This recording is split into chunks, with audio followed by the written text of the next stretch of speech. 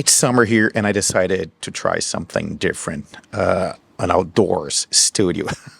Of course, that will come with a lot of unusual noises, so let's see how it goes. But before we start, I'd like to express my gratitude for all the kind words you guys have been sending my way regarding the recent incident with my dog. Thank you. Thank you very much. I really appreciate it. He's recovering.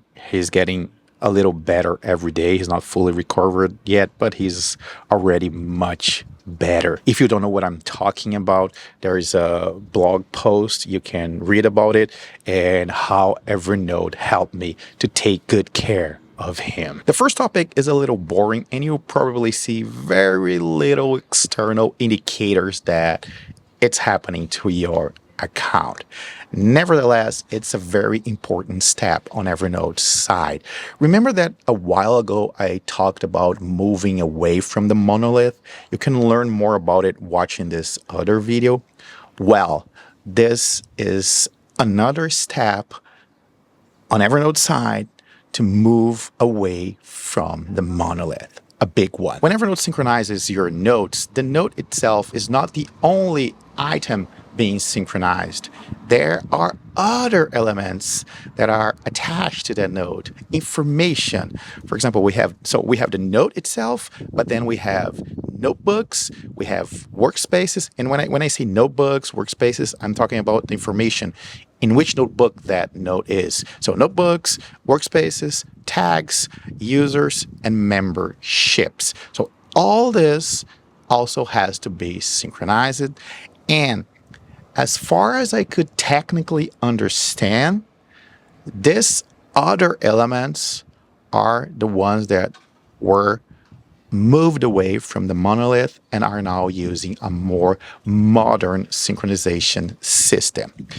And the only way to tell if your system has been upgraded, let me go a step back. All the web clients have already been upgraded to this new system. So if you use Evernote on the web, you are already running it on the new system.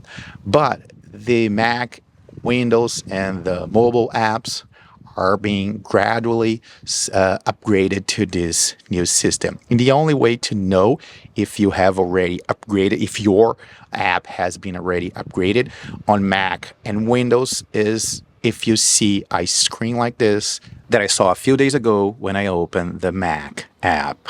If you see this, you're now running the newer and faster and better Evernote client on your Mac or Windows. And at this point, you already know me, right? The moment I saw that screen, I had to do a lot of tests, and I've been doing a lot of testing.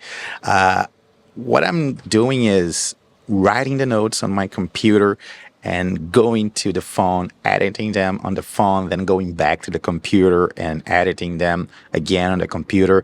The script for this video, I'm going back and forth because the computer is inside and I'm outside with my phone. So I'm changing things there and coming here and reading the changes here.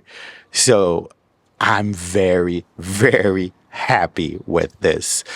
I hope you already have it there. And if you have it there, if you noticed improvement, please let me know in the comments below. This is really, really, really good. It's one of those changes that we don't see any visual indicator, but we can feel it. We know that something happened, and this was a huge improvement. Okay, let's discuss some changes that you can actually see. Based on the results of a recent poll I ran here in the channel, most of you, and when I say most of you, I mean almost all of you, prefer to use the new create button on your phone to create a note. That's not my case. I always go to a note, a notebook, and create the note there. So this small quality of life improvement that I just saw a few days ago was a huge, huge change, and it's making my life much, much easier. Let's take a look at it.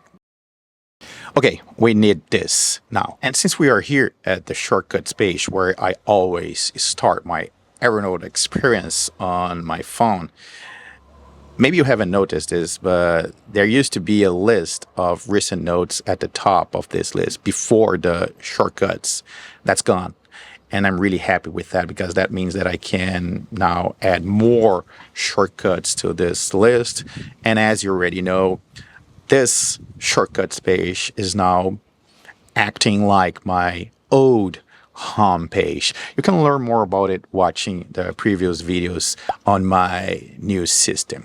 Okay, but what I want to show you is this. Let's go to Notes. And as you can see here, there is now a little icon at the bottom right corner of the screen to create a note. It used to be at the top of the screen, and now it's here, big enough for my thumb. And it's not only the notes that got that icon. If we go to Notebooks, you can see that the icon changed to new to create a new notebook. And if we go back to Notes and then Tags, we have an icon for tags.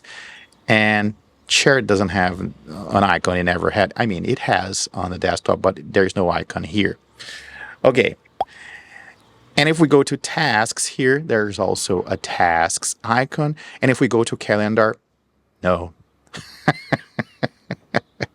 You can see the old calendar icon at the top. That was how the other icons were before this change. And a little bird told me, I read, a little elephant told me that this change is also coming to the calendar. I don't know how it will work, but we'll have a new entry, an icon to create a new entry here. So if, like me, you are part of the statistically insignificant group of people who prefer to go to a notebook first and then create a note, I believe you are happier. But if you're part of the larger group of people, the huge number of people who prefer to use the create page, I would like to hear from you. What are your thoughts on these new icons? Will you start creating notes, notebooks, tasks in each page? Or will you still use the create page? Please let me know in the comments below. And if this video was helpful, I'd appreciate a thumbs up. And if you like what I do here in the channel, please subscribe. It helps a lot. Thanks for watching. See you soon.